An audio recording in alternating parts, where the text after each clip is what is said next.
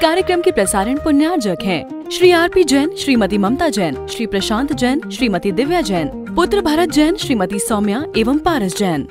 अपने अपने उद्देश्य को लेकर के संसारी प्राणी अपने लक्ष्य तक पहुंचने के लिए पुरुषार्थ हमेशा करता रहता है और अपने अपने उद्देश्य की पूर्ति के लिए जो साधन सामग्री है उसका आलम्बन लेता है। उसी प्रकार प्रत्येक जीव का लक्ष्य ये होना चाहिए। कौन सा होना चाहिए? वापस घर लौटने का तो है ही, किंतु निज घर की ओर आने के लिए अपने को प्रयत्न करना है। जहाँ जहाँ से आए हैं वहाँ पर तो आप जाएंगे, इसमें कोई संदेह नहीं।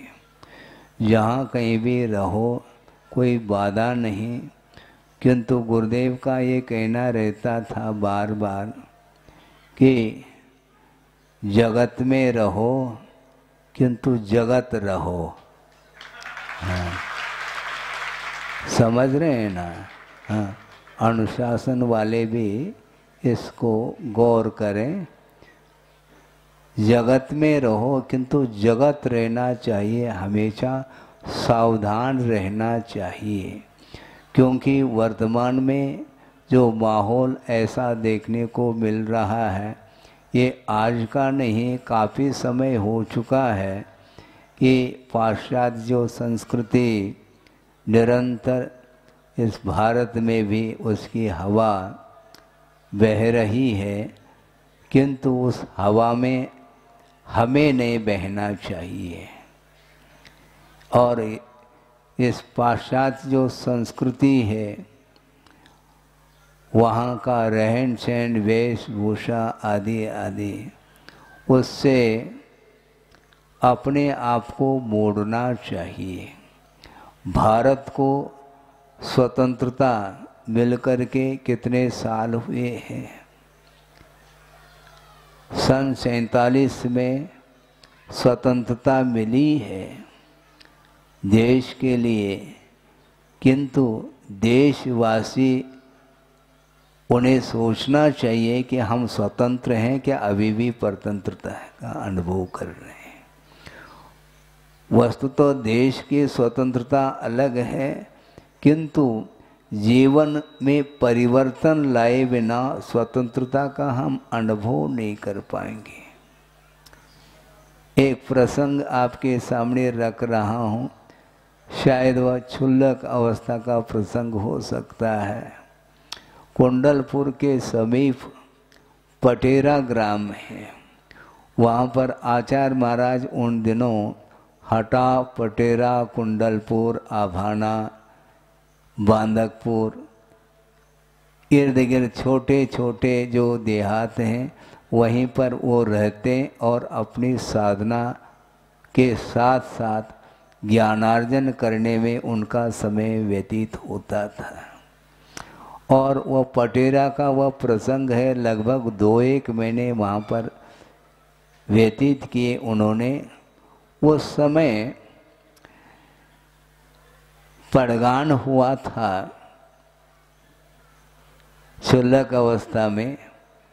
वहाँ के सज्जन ने पड़गान करके वो ले गए और उन्होंने भीतर प्रवेश करने के पूर्व में थोड़ी सी सावधानी के लिए हमें संकेत दिया था कि महाराज थोड़ा झुक करके चलना पड़ेगा, क्योंकि दरवाज़ा थोड़ा सा छोटा है।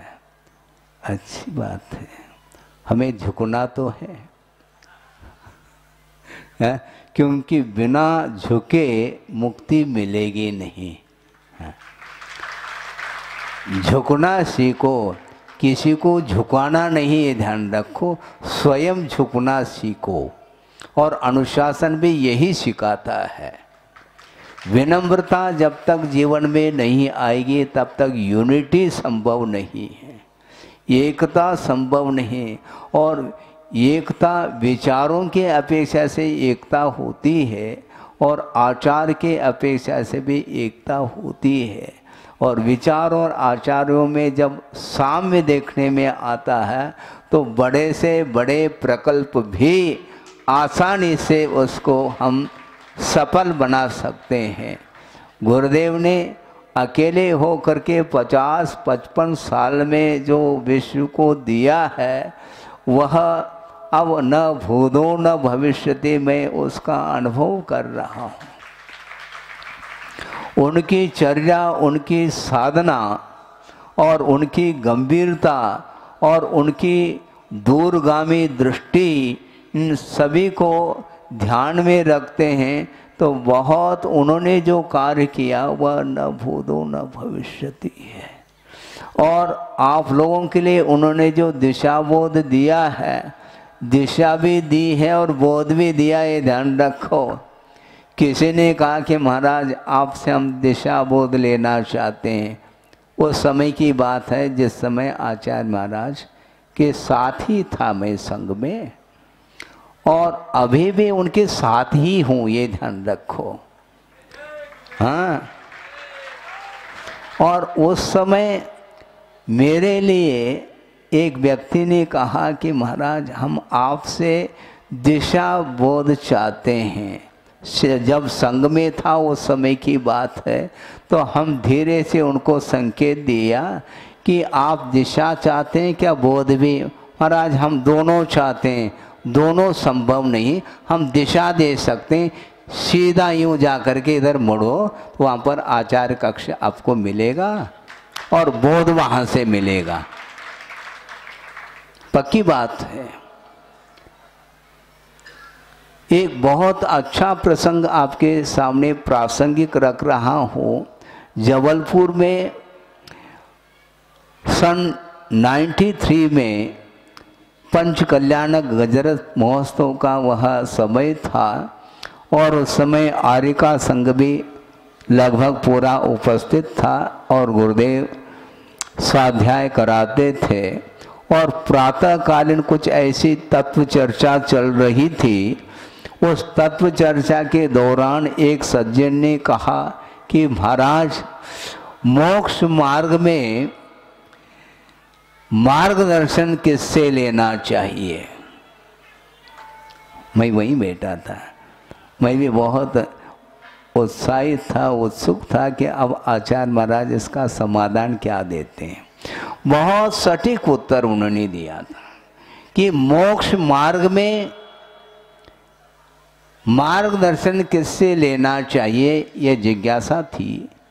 और उसके समाधान में गुरुदेव ने कहा कि मोक्ष मार्ग में निर्देशन, मार्गदर्शन उससे लेना चाहिए जो विजित मना हो। समझ रहे? जो विजित मना है उसी से मार्गदर्शन लेना चाहिए। अभी भी वह शब्द मेरे अंदर गूंज रहे हैं।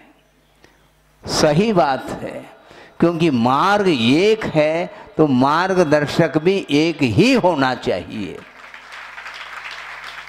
मार्ग अनेक हो तो मार्गदर्शक भी अनेक हो सकते हैं, किंतु मार्ग एक है, इसमें पगडंडी बिल्कुल नहीं, ध्यान रखिए आप। क्योंकि पगडंडी यदि होगी तो निश्चित रूप से भटक जाएंगे, अपने आप को संभालना बहुत कठिन है। इसलिए मार्ग अनेक नहीं, मार्ग एक है। और मैं विशेष बात आपके सामने ये कहना चाहता हूँ, मुझे मार्ग बनाना नहीं, किंतु गुरुदेव ने जो मार्ग दिया है उस पर चलने की बात है। उस मार्ग पर मुझे भी चलना है और आप लोगों को भी चलना है। इसलिए आप आए हैं दूर दूर से, किंतु आपके लिए हम मार्ग बनाएंगे नहीं। जो बना बनाया मार्ग है, उस गुरुदेव ने जिस मार्ग पर चल कर के विश्व को एक प्रकाश दिया है, उस मार्ग पर अपने शक्ति के अनुरूप चलने की आवश्यकता है। गुरुदेव ने जो दिया है उसको विश्व के सामने वो दे करके गए हैं, गए नहीं किंतु कहने में आता है, किंतु वो सारा का सारा उनका दिया हुआ जो मार्ग है उसको उसके ऊपर निरंतर चलने की आवश्यकता है और चलते समय हमेशा सावधानी की आवश्यकता होती है। चलते समय विशेष सावधानी की आवश्यकता होती है। और उन्होंने एक बात और कही थी कि मान लो आप शयन कर रहे हैं धरती पर, तो गिरने की संभावना है।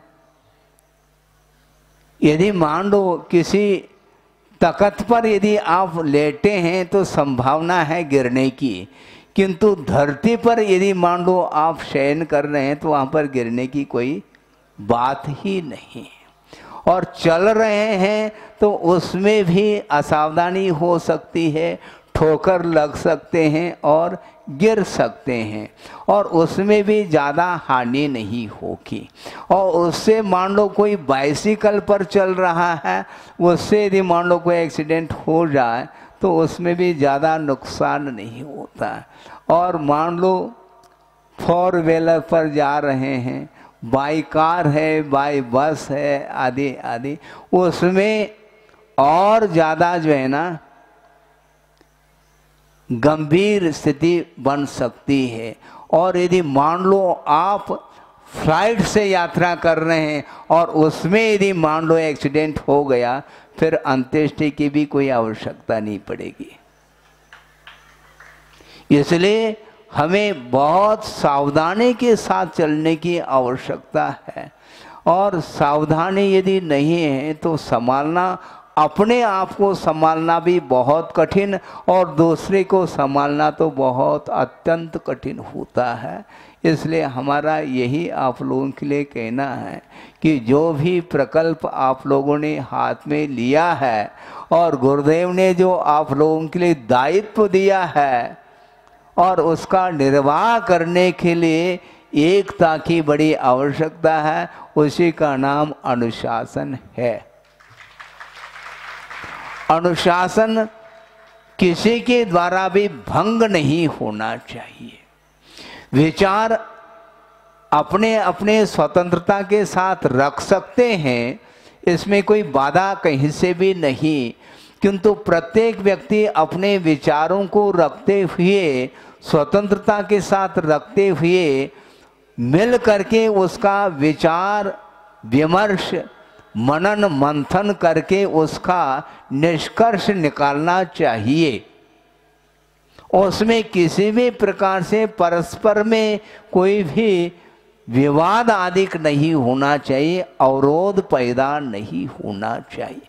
अनेक प्रकार के विचार हो सकते हैं, इसमें कोई बाधा नहीं, और शांति के साथ अपने विचारों को रखने के लिए कहीं भी कोई हमें आपत्ति नहीं है। रखें और उसका निष्कर्ष, कंक्लूजन जिसको बोलते हैं, सार, उसका बिल्कुल व्यापक रूप से उसका निर्णय होना चाहिए।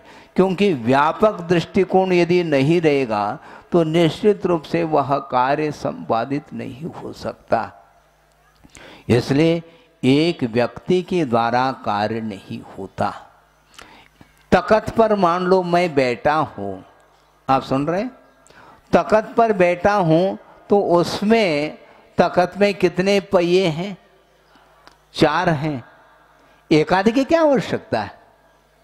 कोई कह दे, कोई कह दे महाराज 4 की क्या आवश्यकता, तो 3 पहिए का मान लो कोई है तो उस पर बैठ करके देख लो।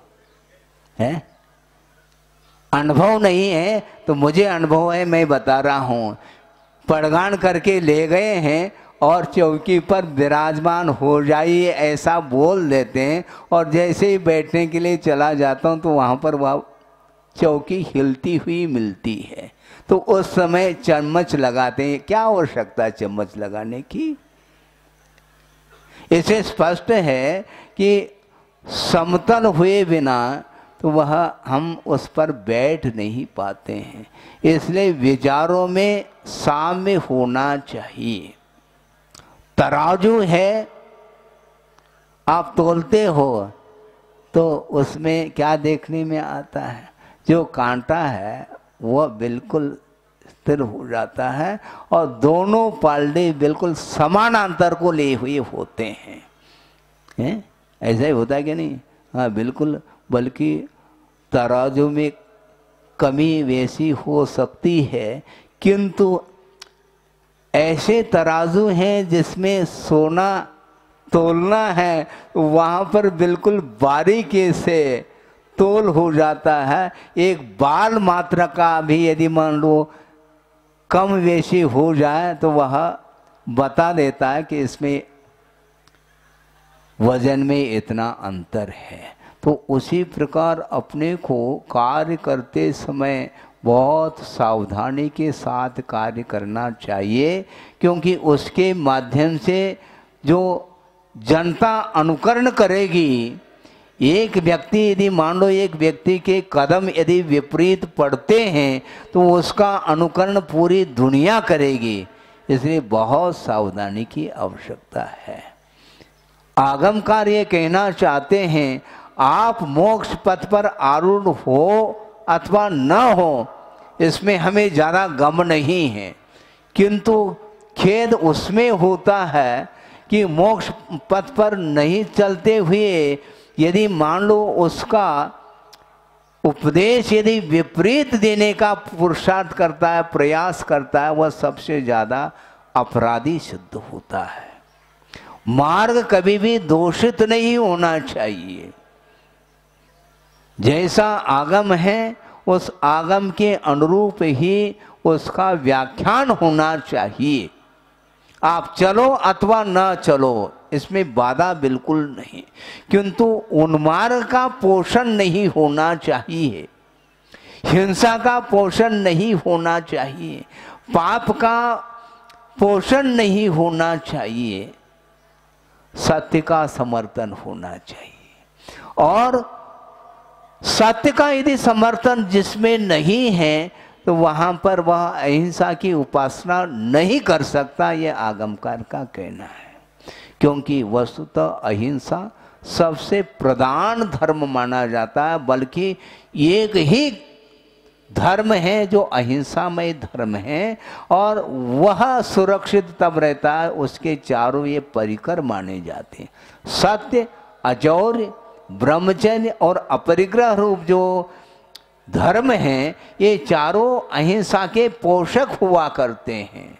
इसलिए अहिंसा की आराधना करने के लिए आप कटिबद्ध हैं। इसलिए समय समय पर सत्य का ही सहारा लिया जाएगा। भूल करके भी स्वार्थवश हम असत्य का सहारा नहीं लेंगे, इसको संकल्पित आपको होना है। उसके बिना कदम कदम पर आपके लिए बहुत सारे ऐसे प्रसंग मिलेंगे और उससे प्रभावित होने के लिए गुंजाइश है, क्योंकि आकर्षण बहुत खराब चीज है। मोक्ष मार्ग की ओर आकर्षण कम हो रहा है और अन्यान्य जो प्रयोजन है उस ओर जाने के लिए बहुत सारे आकर्षण आपको मिलेंगे, लेकिन उससे बच कर के अपने को चलना है। इसलिए शुरुआत में हमने कहा था कि जगत में रहो किंतु जगत रहो, ये कहा है। सावधानी के साथ चलना है, हमने कई बार कहा और गुरुदेव ने कहा है। इसलिए मैं अपने तरफ से कोई भी उसमें बगार नहीं लगाता, ये ध्यान रखो। छौंक जिसको बोलते हैं, हम छौंक नहीं लगाना चाहते हैं। छौंक लगाना ठीक नहीं। गुरुदेव ने ये कहा था, अपना अनुभव मत बताओ, आगम दिखाओ। सुन रहे हैं आप? हाँ, संघ के लिए वह उपदेश था और ब्रह्मचर्य आदि भी उसमें शामिल थे, और उन्होंने एक प्रसंग दिया था उनके लिए संस्कार की दृष्टि से। उस समय किसी ब्रह्मचारी ने कहा आचार्य महाराज के लिए कि महाराज हमें अमुक महाराज के माध्यम से बहुत अनुभव मिला है। तो उस समय गुरुदेव ने कहा बैठो शांति से। हम बगल में हम भी बैठे थे, पूरा संग बैठा था, दुर्ग की बात है। और उन्होंने ये कहा था कि अपना अनुभव मत बताओ, आगम दिखाओ। इसमें बहुत गहरा अर्थ छुपा हुआ है। वह ये है कि अनुभव सीमा को लेकर के हो सकता है, किंतु आगम सीमातीत है, ये ध्यान रखो। इसलिए प्रत्येक व्यक्ति का कल्याण यदि होगा वह आगम पद्धति से ही होगा। विधिवत चलिए आप, रुचिवत नहीं। हाँ, ये भी शब्द बहुत गहरा अर्थ देता है। विधिवत चलने का पुरुषार्थ करो। रुचिवत अर्थात अपने मन के अनुरूप नहीं चलना चाहिए। भोजन आप रुचिवत करते हैं, किंतु श्रमण लोग रुचिवत नहीं करते हैं, विधिवत करते हैं, ध्यान रखो। श्रमण लोग भी आहारचर्या को संपन्न करते हैं। आपकी भी आहारचर्या होती है और श्रमण की भी होती है, किंतु आपकी वह चर्या रुचिवत होती है, किंतु श्रमण रुचिवत नहीं करते हैं, किंतु विधिवत करके आते हैं। पहले ग्रास में ही यदि मान लो अंतराय हो जाता है, शिडाउन, वो बैठ जाएंगे श्रमण। महाराज ये क्या, ये हमने आपको हम दिखाना नहीं चाहते हैं, क्योंकि आपके ऊपर भरोसा हमारा है ही नहीं।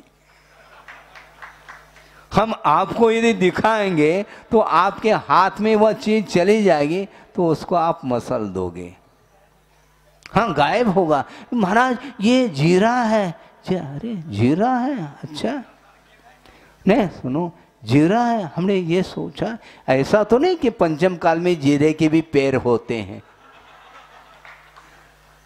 क्या कहना चाहो आप? भाव उनका ये है कि किसी भी प्रकार से महाराज का आहार सानंद संपन्न हो, ये उसका उद्देश्य है। किंतु आचार्य कहते हैं अपनी समिति है, दूसरे के हाथ में उसको देने की बात ही नहीं, हम विश्वास नहीं करते हैं।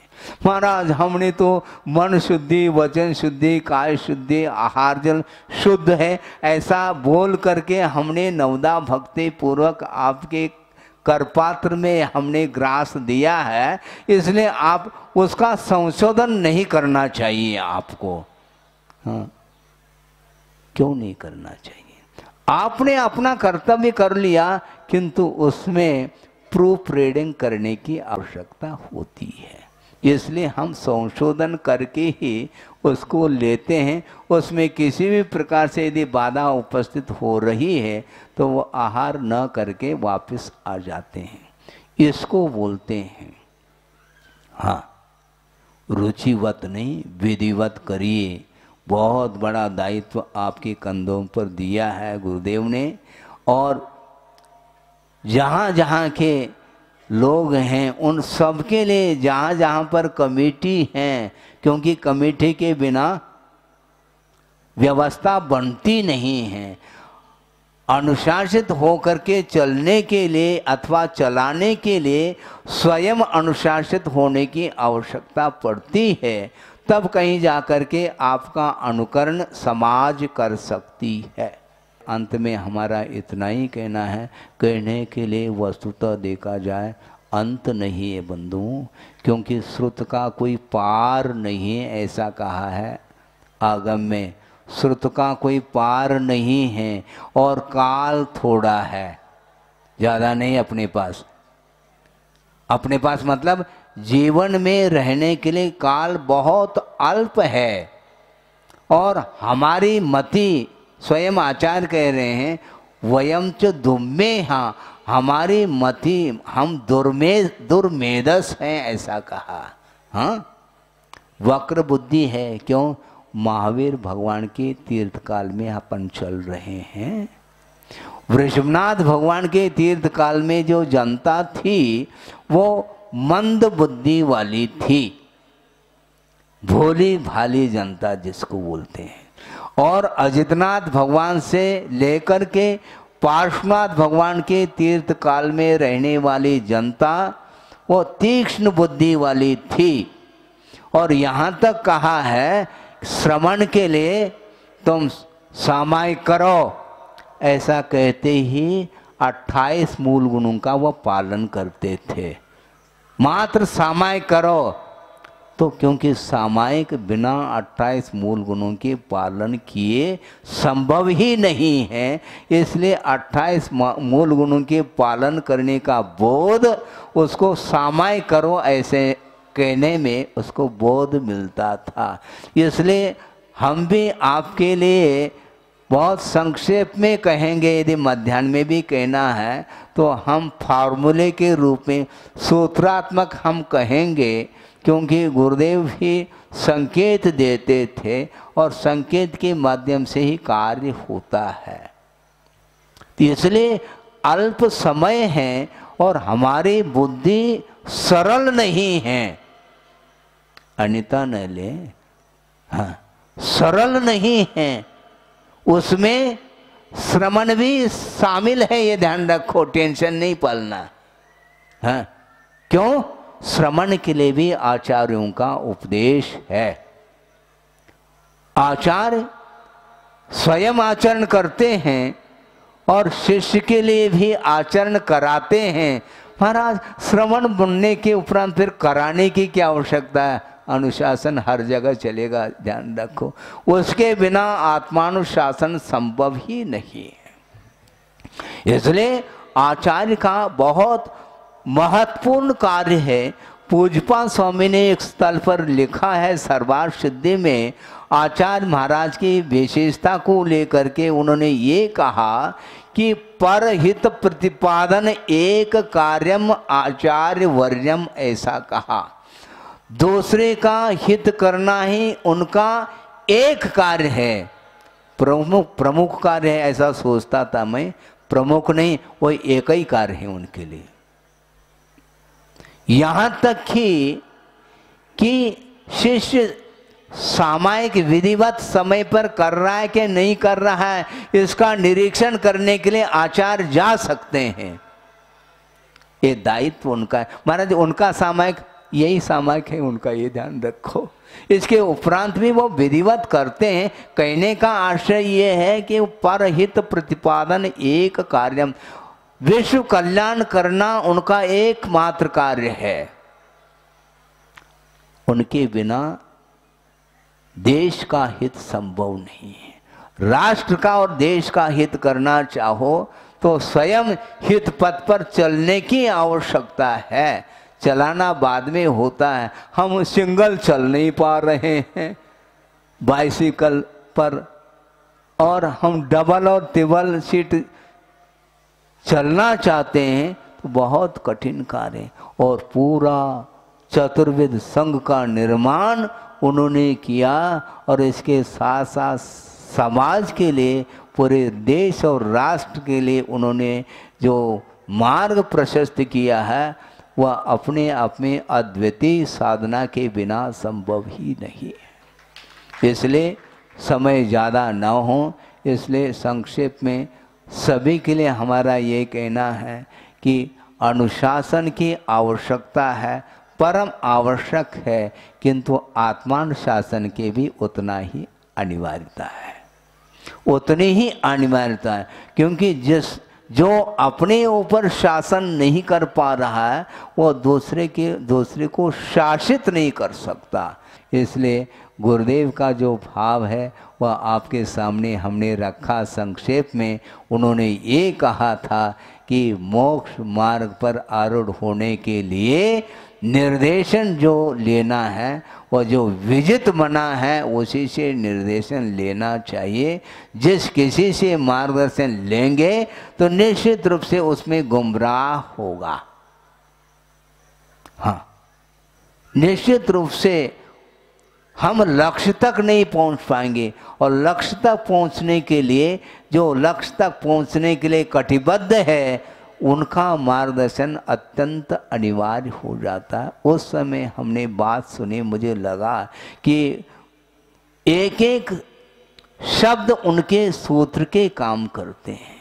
हम घंटों बोलते हैं, इसके उपरांत भी किसी को समाधान नहीं मिल पाता, और वो 1 सेकंड में समाधान मिल जाता। कभी भी वो घंटों नहीं देते किसी को, घंटों नहीं देते किसी को। किसी ने पूछा महाराज हमारे लिए, हाँ तुम्हारे लिए ये संकेत है, वो चला गया, नेक्स्ट दूसरा आ जाएगा, तीसरा आ जाएगा, चौथा आ जाएगा, और जिसको दिया है वो वापस मान लो 4 दिन बाद आता है कि महाराज हमारे लिए संकेत, तुम्हें तो दिया था, क्या दिया था याद है? हाँ महाराज आपने ये दिया था, कर लिया? अभी नहीं कर पाए, हाँ उसको कर लो फिर बाद में। हाँ जो भोजन परोसा है वो डाइजेस्ट हो जाए फिर बाद में, नहीं तो अजीर्ण हो जाएगा। आफरा जिसको बोलते वो ठीक नहीं माना जाता। इसलिए बार बार आप जो है ना, महाराज हमें मार्ग प्रशस्त करो, कितने बार प्रशस्त करना है? जो मार्ग प्रशस्त है उसके ऊपर आवरण नहीं आना चाहिए, ये ध्यान रखें। यदि उस मार्ग पर आवरण आ जाएगा फिर मार्ग लुप्त हो जाएगा। ऐसा नहीं करना है, क्योंकि जैसे यहाँ पर दीप प्रज्वलन किया जाता है और अनावरण किया जाता है, लेकिन हर हफ्ता हर सप्ताह अनावरण करना पड़ता है, क्योंकि आवरण फिर आ जाता है। आवरण फिर आ जाता है, अगले संडे पुनः अनावरण करने के लिए ये आवश्यकता पड़ती है। इस प्रकार अपने को ऐसा नहीं करना, जो ज्ञान उद्घाटित है वह किसी भी प्रकार से आवरणित ना हो सके, ऐसा पुरुषार्थ करिए। वही ज्ञान सम्यक ज्ञान के कोटि में आता है, और राग द्वेष मोह इत्यादि के कारण वह सम्यक ज्ञान वह लुप्त होता चला जाता है, वो धूमिल होता चला जाता है। अनेक प्रकार की विपरीत धारणाएं अपने अंदर प्रविष्ट हो जाती हैं, अनेक प्रकार के अवधारणाएं बनती चली जाती हैं, इसलिए वो ठीक नहीं। उसके माध्यम से न स्वयं का हित हो सकता है, न दूसरे का हित हो सकता है। इसलिए विश्व के हित की बात करना चाहो, अपने ज्ञान को बिल्कुल सम्यक बनाने की आवश्यकता है। अहिंसा परमो धर्म की जय। बोधि समाधि परिणाम शुद्धि स्वात्मोपलब्धि शिव सो की सिद्धि चिंतामणिम चिंतित वस्तुदाने त्वामंद मानस्य ममा। इस कार्यक्रम के प्रसारण पुण्यार्जक हैं श्री आरपी जैन, श्रीमती ममता जैन, श्री प्रशांत जैन, श्रीमती दिव्या जैन, पुत्र भरत जैन, श्रीमती सौम्या एवं पारस जैन।